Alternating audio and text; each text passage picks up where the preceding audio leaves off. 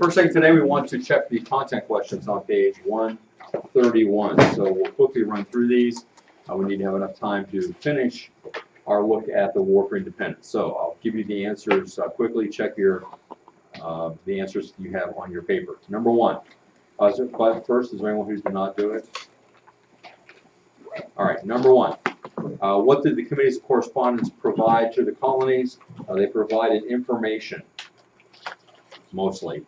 You could have put too that as a model of intercolonial cooperation, but information is the big part. Any question? Number two, why did the colonies fear the Quebec Act? Well, because it made Roman Catholicism the official religion of Quebec, the fear was that England might make Anglicanism the official religion of the colonies. So that was the big thing. Any other answers? Said it could lead to similar acts in the colonies. That's a little bit vague. What did you have anything before that, or is that all you said? Okay, I think you need to put a little more information on that. I think I'll have a point for not being clear. Yes? I have that they make a great deal of these colonies with this like that. Yeah, but what was that? Again, that's not, unless you put something about the official religion one place than the other, you haven't been entirely accurate. You haven't included what was needed, so half a point. Any others? All right, number three. The two battles that marked the real beginning of the War for Independence would be Lexington and Concord. They include those as two separate battles. They were two different places. Any questions?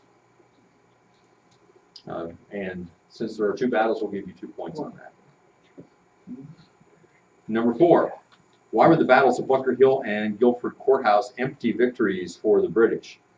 Well, the same reason that Pyrrhus had empty victories against Rome, which was that they suffered so many casualties that it really was to the British detriment. So you need to have something about the number of losses that they incurred or how many casualties they had. Even though they succeeded in winning the battle, they had many, many casualties, many more than the colonists.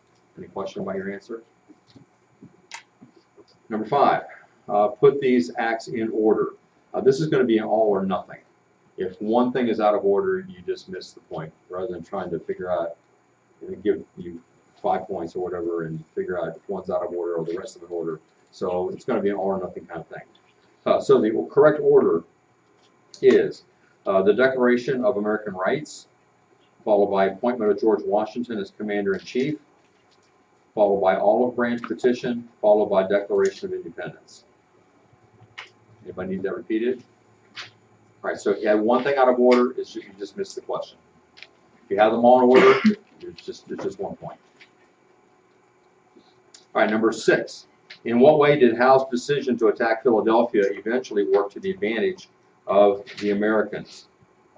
Because he didn't end up sending a force up the Hudson River. That's the biggest thing. And so that led to Burgoyne surrendering at Saratoga, which resulted in the capture of a large British force, which resulted in the entrance of France into the war, which resulted in American victory. So it all goes back to Howe capturing Philadelphia and staying there. Yes. You don't have to have all that. Just the next step, which was that you did not send troops to the Hudson River. I have that like it ended up not cutting off New England from the rest of America because. Wait, say that again. It ended up not cutting off New England from the rest of America because that was one of the goals and he didn't do it. Okay, you didn't specifically say what he was to do, but that was the goal of it. Okay. I think that Howe didn't cooperate with the plan that was given to him at the time. Okay, it would have been nice if you'd have said what that plan was. But okay, any others? I said his thing meant that only a token force would attempt to move up the Hudson River. This let the Americans drive off the British force from the east and eventually defeat General Greene. Okay. All right, next question is to identify battles and campaigns by the statements. Okay, A, and this would be a point for each one of these. The turning point of the war, A, was Saratoga. B, the worst American defeat of the war was the surrender of Charleston. C, Horatio Gates' great defeat was Camden. D, the world turned upside down was Yorktown. E, won by the Over Mountain men was Kings Mountain. F, surprise raid the day after Christmas was Trenton. G, American defeat allowed the British to enter Philadelphia unopposed was Brandywine. H, Molly Pitcher was Monmouth Courthouse. And I, the most nearly perfect victory of the war was Cowpens. Any question about any of those? 1 point apiece. Zach. What was C? Alex. What? What was C? C was Camden.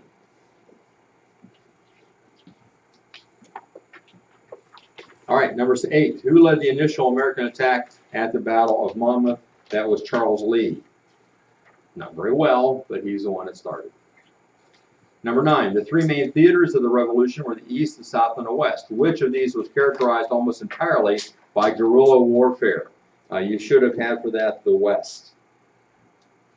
We had an example in the South, but that wasn't the characterization of it, of those battles. The West, and then the next question is, which of these was least characterized by guerrilla warfare? And that would have been the East. So 2 points for number 9. First the West, and then the East. Number 10, in which of the theaters mentioned in question 9 did Clinton think he could most easily end the war? That was the South, which is what we turn to today. Any questions?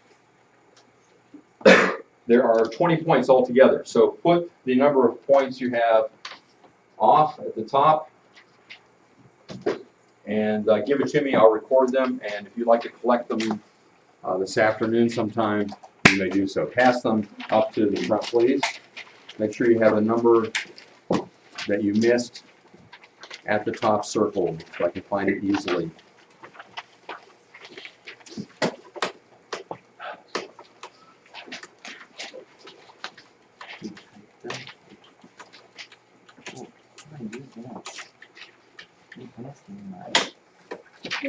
So you're just late? What? You had plenty of opportunity to get it in, but you're still writing on it. You did have your headed. Didn't have a headed, did you? What? No, I was drawing a square. You I had was it headed. What? Why are Yeah. you drawing on a paper when I'm asking for it? Well, I was waiting for you to come back around because I wasn't going to be like Mr. Henry and You throw it passed. at you. You passed what was behind you. I didn't pass anything. Lydia had it. You went right by me. When I ask for paper, just give it to me. I know. You walked past me, and they passed it to Lydia. All right, we're looking at the war in the South.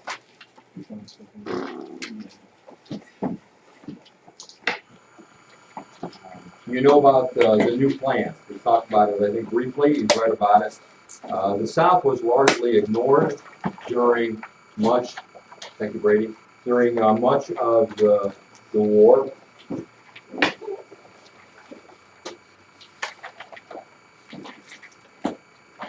British forces were concentrated against Washington's Continental Army in an attempt to isolate New England. That didn't work. So they, first of all, conducted a naval attack on Charleston, South Carolina in 1776, but Charleston was able to repulse that. But then they come back to the South. They decide that if they invade the South, that might lead to an end to the war. First of all, they hoped to awaken loyalist sentiment. There are a lot of loyalists in the South, a lot of people that were loyal to England, and so they hoped to kind of stir that up. They wanted to soften the opposition that there was in the South, and thirdly, sever the South from the rest of the country. So that's their new plan, their new strategy. Go South. Now, how does it progress? The British advance, first of all, is to Charleston, and they lay siege to the city of Charleston in March of 1780. Now, by early 1779, before they lay siege, all of Georgia had already fallen into British hands, providing a staging area for the more important assault on Charleston. Among the other cities that included Savannah, where a counterattack by Allied French and Patriot forces was unsuccessful. and in which the exiled Polish Count Kazimierz Pulaski, a brigadier general of cavalry in the Continental Army who had distinguished himself in combat at Brandywine and Germantown. The defeat of Charleston would give the British access to the Carolina heartland through the navigable rivers that the city defended. If you watch the news in the last few years, there have been a couple of occasions where there have been heavy rains in the Carolinas. And if you watch the news, you'll have noticed that even after the rain stops, they still talk about flooding in Charleston. Why? Because all the rivers of all the Carolinas flow down there. And so even when everybody else is over the flooding, it continues in Charleston. But that gives them access then by boat into the rest of the Carolinas. Well, General Benjamin Lincoln was the commander in charge of Charleston to defend it as part of the Continental Forces. And the siege was commenced in late March of 1780 with 10,000 troops. Well, the best thing for Lincoln to have done would have been to have left Charleston because he really didn't have a chance against the British. But he gave in to the pleadings of Charleston's residents to stay.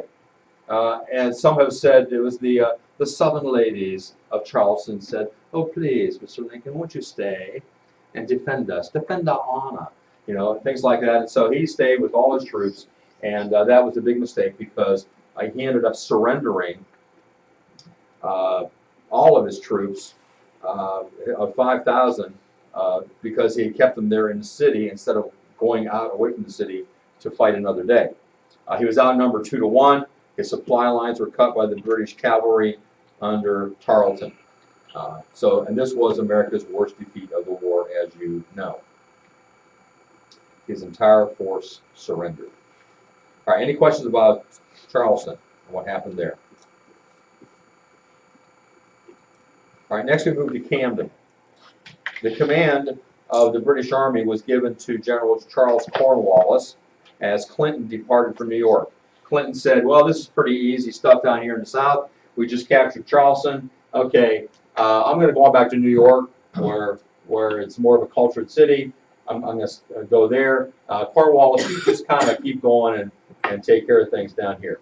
Now, Cornwallis, from what I've been able to ascertain, was a very competent general, more so than many of the other British generals that were over here. But we're going to see he's going to run into trouble, some of his own making and some not.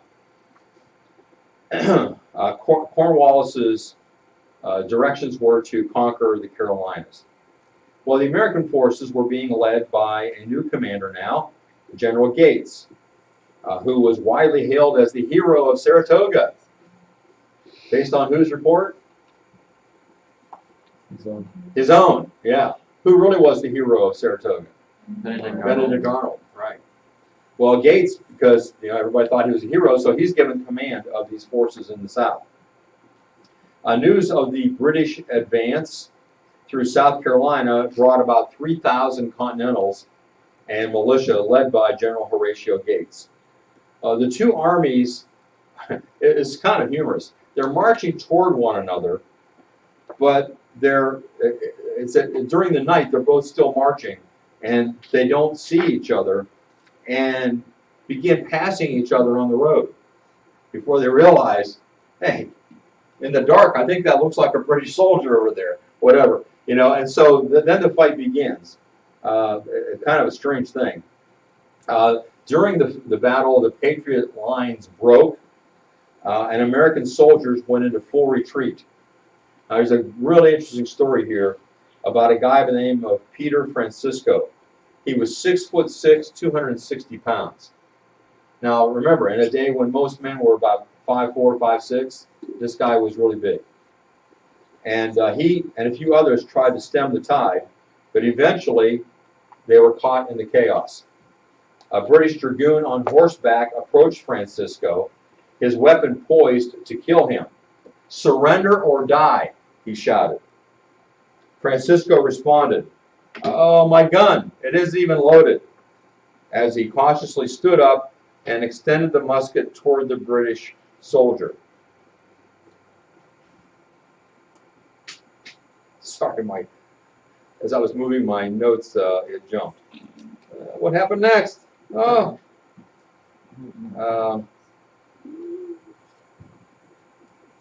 At the last second, Francisco swung it around and impaled the trooper with his bayonet. Didn't need a loaded gun to do that, did he? Then he lifted the skewered soldier off of his horse. Can you picture that? And then Francisco mounted the horse and rode until he encountered more cavalry, which he managed to make his way through by acting like a British sympathizer. Then he spotted his regimental commander, General Mayo, being led away by a British officer. He killed the officer and gave Colonel Mayo the horse that he had captured so Mayo could get away.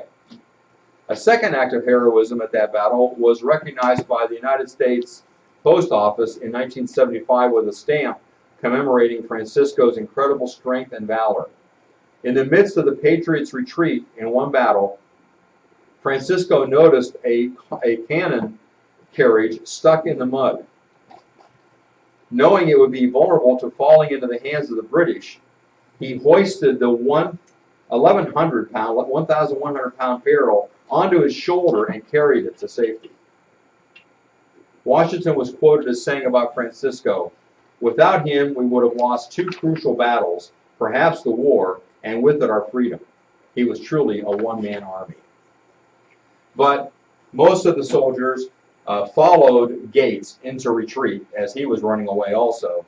And so the result was that the Americans were retreating, were running away, except for the right flank of Maryland and Delaware under the leadership of another giant German by the name of Baron de Kalb. And they held off the enemy for over an hour with only 600 soldiers. De Kalb was wounded 11 times before collapsing along the Continental line. This is another defeat, and it looks like the South is falling, and brought hopelessness.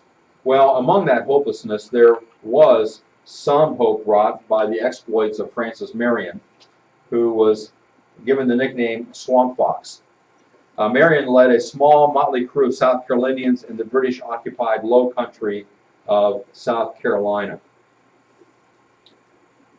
Tarleton, who was trying to catch him, said this: "The devil himself could not catch Marion." Francis Marion engaged in guerrilla warfare. He would slip in and out of the swamps and the sand flats to harass British outposts and supply lines, employing hit-and-run tactics. And so the British would chase after him, but he would just go into the swamps and they couldn't find him in there because Marion knew the swamps and they didn't. A popular poem about Swamp Fox and his men goes like this: "Our band is few but true and tried, our leader frank and bold. The British soldier trembles when Marion's name is told." Well, he was such a hero that in the late 50s, Disney produced a TV show based upon Marion's exploits that presented this theme: Swamp Fox, tail in his cap. Nobody knows where Swamp Fox at. Swamp Fox, hiding in the glen. He'll run away to fight again. Some of you, if you know actors like Leslie Nielsen, who was in airplane pictures, he was in Naked Gun pictures, he was in a lot of motion pictures over the years and TV shows. He played the part of Swamp Fox. All right, next we move to Kings Mountain. At Kings Mountain, an all-Tory regiment was sent into western South Carolina. Major Patrick Ferguson was sent by Cornwallis to lead this all-loyalist detachment of over 1,000 into the western foothills of South Carolina. He's the only one that was not an American in this detachment. A side note concerning Patrick Ferguson. He was perhaps the finest shot in the King's Army. And while in England in 1776, he invented a new type of breech-loading rifle which the British government then produced. Led by Ferguson, a newly outfitted rifle corps was dispatched to America to help put down the rebellion in the colonies. Now, Ferguson was part of Howe's army pursuing Washington across New Jersey in September 1777. As both sides prepared for battle at Brandywine Creek, an interesting thing happened. Ferguson and his corps of riflemen were positioned in the woods near the soon-to-be battlefield. Suddenly, they observed two horsemen approaching, surveying the lines. So two horsemen come out looking over the British lines, planning the battle that was to come. And they passed within 100 yards of Ferguson. Initially, Ferguson wrote later, he ordered 3 good shots to steal near to and fire at them. But the idea disgusting me, I recalled the order. In other words, he could have picked them off. But somehow that didn't seem right, just to pick off some people from the height, you're hiding in the trees, they're out in the field.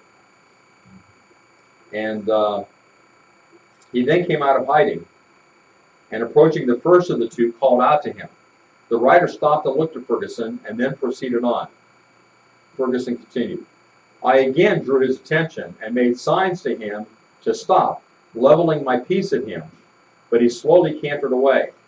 As I was within that distance at which in the quickest firing I could have lodged half a dozen balls in or about him before he was out of my reach, I had only to determine. In other words, he could have done it easy, he could have killed this guy easily. But it was not pleasant to fire at the back of an unoffending individual who was acquitting himself very coolly of his duty, so I let him alone.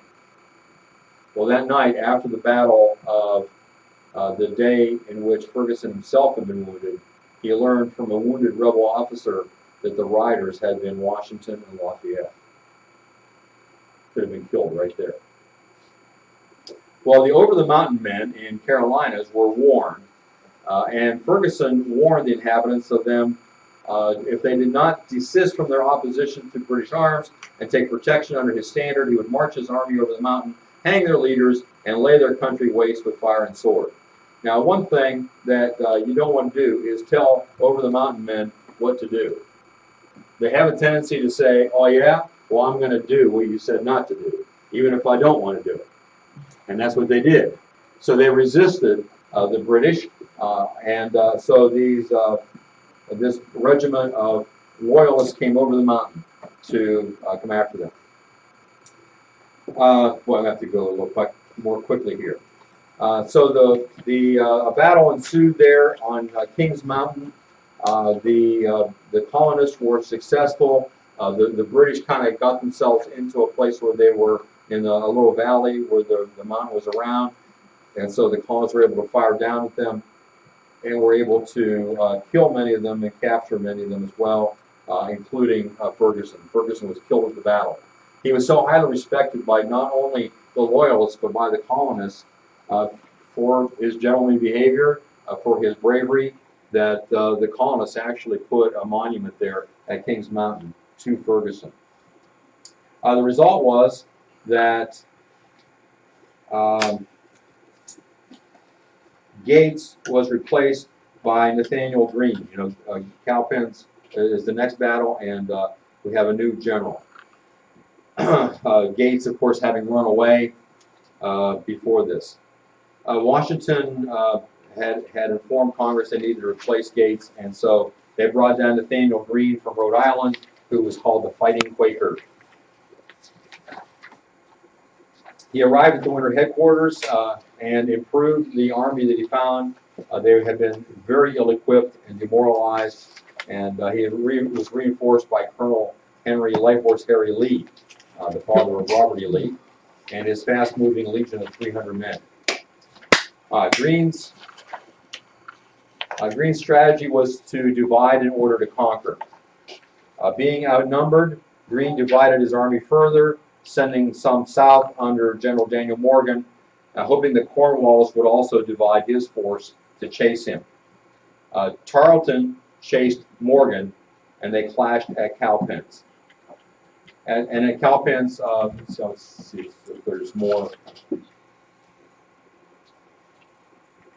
Oh, that's Kings Mountain.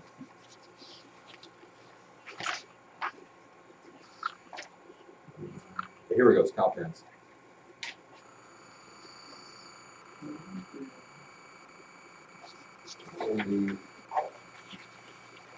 there for a moment. Cowpens, I want you to try to picture this. Have you ever been in a situation where you come to a hill and you see the hill, and as you're going up the hill, you start seeing more and more what's at the top of the hill or what's on the other side? Well, as Tarleton was approaching, he saw some colonial soldiers at the top of the hill. And so he sees a real quick victory here. He leaves his artillery behind and just takes off after these few soldiers up there. But as he came up over the hill, he found the entire army of the colonials was there, and they quickly engaged him in battle and drove him back, defeated him. He went running away on his horse. So that's basically the Battle of Cowpens. It was a success for the American colonists. This is a diagram of the battle, which here's the results. That's the one you see. 930 casualties, 70 for the Americans. Again, a lot of casualties on the British side. And the capture of a great deal of Tarleton's supplies and munitions. And it leads to the dejection of government leaders in Britain. Horace Walpole commented, America is once more not quite ready to be conquered, although every now and then we fancy it is. Tarleton is defeated, Lord Cornwallis is checked, and Arnold not sure of had he betrayed his friends to much purpose. This is the first major step toward eventual British defeat.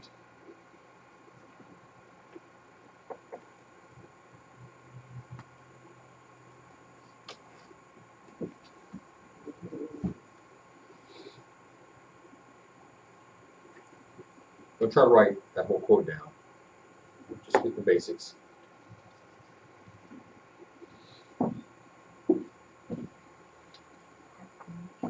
These are reenactors at the battle. Next we have the Race to the Dam, which you read about in your book. I think it was pretty clear there what happened. I think you understand that Cornwallis was determined to crush Greene. The British were marching through North Carolina toward the fords of the Dan River, which is on the border of Virginia. So it's up northwestern area of North Carolina. And Greene is racing toward that river because if he doesn't make it to the river, he's going to be trapped and he'll be defeated. But if he makes it to the river in time, he can get across and in the process stretch out Cornwallis's army and supply lines. And he's able to do that. Greene's army arrived first and was able to cross the river, taking the boats with them. So Cornwallis could not follow. The results of this are that Greene slipped out of Cornwallis's trap, and more importantly, the British were drawn far from their supply bases.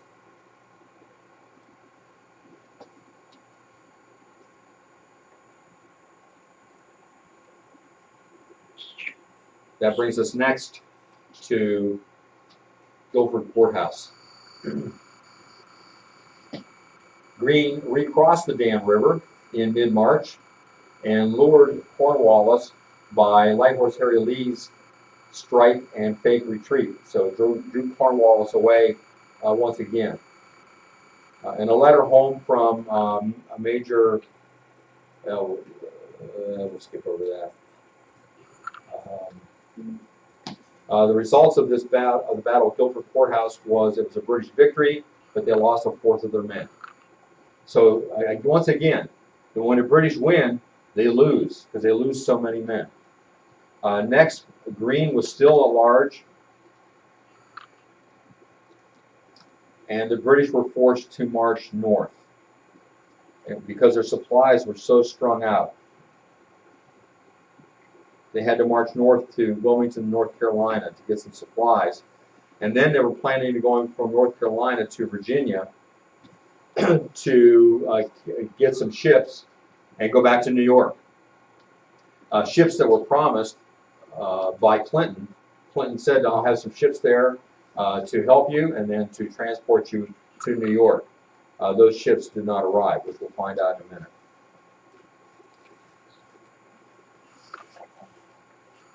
Cornwallis then becomes cornered at Yorktown. The Marquis de Lafayette commanded and outnumbered Continental forces, and he was worried. He wrote, "When one is 23, has an army to command, and Lord Cornwallis opposed, the time that is left is none too long for sleep. But help would be on its way, because Washington would make his way down from where he was up in the middle colonies, the Pennsylvania, New Jersey area, come down, and when he found out that Cornwallis was indeed on a peninsula down there, came down to help." In the process of all this, there was a daring double agent that acted on behalf of Lafayette. His name was James Armistead. He was a slave who went to the British and said he wanted to be a servant of them, and so he served Cornwallis and acted as though he was giving them information about the Americans, about the colonists. But in reality, he was a double agent because he was coming back, getting messages back to Lafayette about Cornwallis and what he was planning. So he put his life in jeopardy. And as a result of this, he was given his freedom. In fact, he was so highly respected, he and Lafayette so highly respected one another that Lafayette found that when Lafayette came back to America for a visit years later, he found that James Armistead had changed his name to James Lafayette. So they had a great relationship. But he's one of the ones that helped then to advise the Continental Army what was happening with Cornwallis. Well, at the end of August, the French admiral landed 3,000 French troops to join Lafayette. And so then they were able to have more of a presence there on that peninsula in Virginia. And then Washington arrived at this Continentals, and now Cornwallis is in severe trouble. So you can see he's right here. He's expecting British ships to come, but what happens is that the French ships that are here are able to drive the British away. And so when ships come in, Cornwallis thinks it's the British ships coming to get him, but finds out it's the French ships. Now he's really stuck. The only thing he can do is possibly get off of this peninsula by taking boats over to this area and maybe escape for a while. His advisors say there's no use. Don't even try it. And they finally convinced him that the only thing he could do was to surrender. One of the units that was fighting with the Continental Army against him was a Rhode Island regiment that was 3/4 black people. So many black people were involved in, or African Americans, however we wanted to term those of darker skin. A lot of French were in this battle, which many people don't know. Frenchmen outnumbered Americans there almost 3-to-1. So without the French, we couldn't have won this battle, even, let alone the war. The heavy artillery they brought, the Navy, soldiers, all those things contributed. So Cornwallis was outnumbered, surrounded, and so he did the only thing he could, and that is to surrender. He gave up. Finally, battle plan. Well, to the British, this was a strange turn of events, something that was totally unexpected, as you might imagine.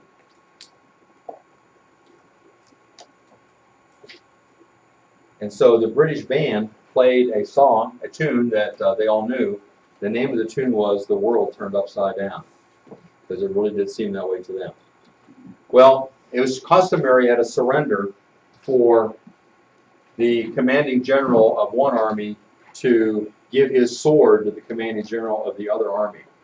That was a gentlemanly way of surrendering. Well, at the ceremony, the surrendering ceremony, Cornwallis didn't show. He said he wasn't feeling well. And so he sent a lieutenant with his sword. Washington did a really great thing. Washington refused to accept the sword from this lieutenant. Instead, he told one of his lieutenants to accept it. He wasn't going to lower himself to that, to the kind of slap in the face by Cornwallis that he was giving him. Well, Cornwallis was allowed to return to Britain.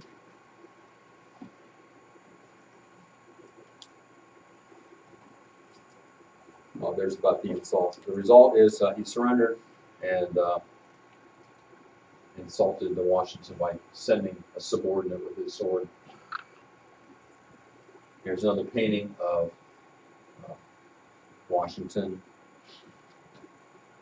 and the surrender of Cornwallis to a subordinate. Here's Washington, telling his subordinate to accept the sword.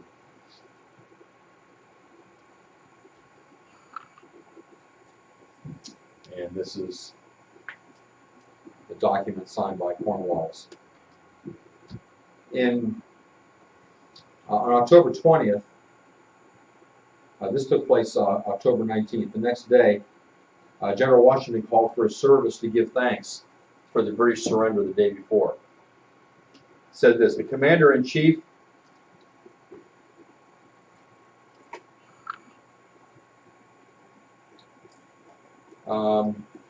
earnestly recommends that the troops not on duty should universally attend with that seriousness of deportment and gratitude of heart which the recognition of such reiterated and astonishing interposition of Providence demands of us. In other words, give thanks to God because He's the one that brought all this about. And everybody should do that. Prior to this, he had written, the hand of Providence has been so conspicuous in all this that he must be worse than an infidel that lacks faith, and more wicked that has not gratitude to acknowledge his obligations. But it will be time enough for me to turn preacher when my present appointment ceases. And so, although this was not actually the last battle of the war, it's the last major battle, and at this point, it becomes evident that the British are not going to be successful. And so we begin the process of meeting with the British to discuss a treaty. Doesn't happen, as you can see, for 2 more years, 1783. The last actual battle was the Battle of Blue Licks near Lexington, Kentucky. But at the Treaty of Paris in 1783, the American negotiators are Franklin, Jay, and Adams. It was signed in Paris. The results were that American colonies were given independence and awarded all land east of the Mississippi River except for Florida.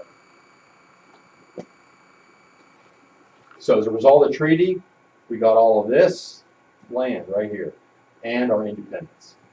What a tremendous thing.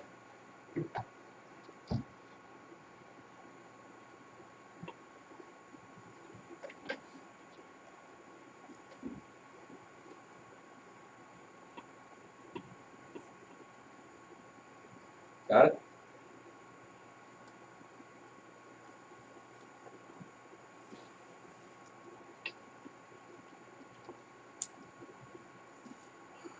And looking at the whole continent, that's what we have right there. All right, before you leave, I want you to pick up an answer sheet and a copy of the test. It's a take-home test, which means that in its open note, you may use your notes and your book, but honestly, don't use anything else. Don't use the internet. Do not use fellow students. Only your notes and your book. All right, there are the answer sheets, and here's a copy of the test. Bring that back on Monday.